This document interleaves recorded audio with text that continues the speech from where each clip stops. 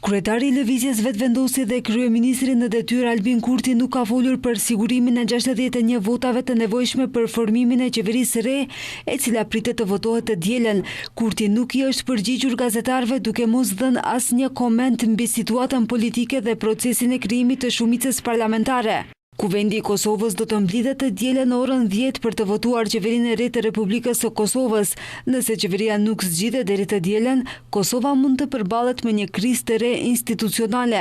Në zgjedhjet parlamentare të 9 shkurtit, Lëvizja Vetëvendosje doli partia e parë me më shumë vota, por jo mjaftueshëm për të formuar e vetme qeverinë.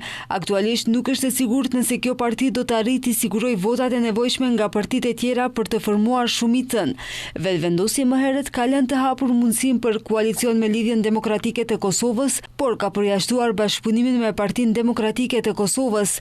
Sipas kushtetutës, nëse përbërja e propozuar e qeverisë nuk merr shumicën e votave, presidentja Vjosa Osmani duhet të emërojë një mandatar të dytë për kryeministër brenda 10 ditësh. I mandatuari i ri do të ketë 15 ditë për t'ia paraqitur kuvendit përbërjen e qeverisë dhe programin e punës.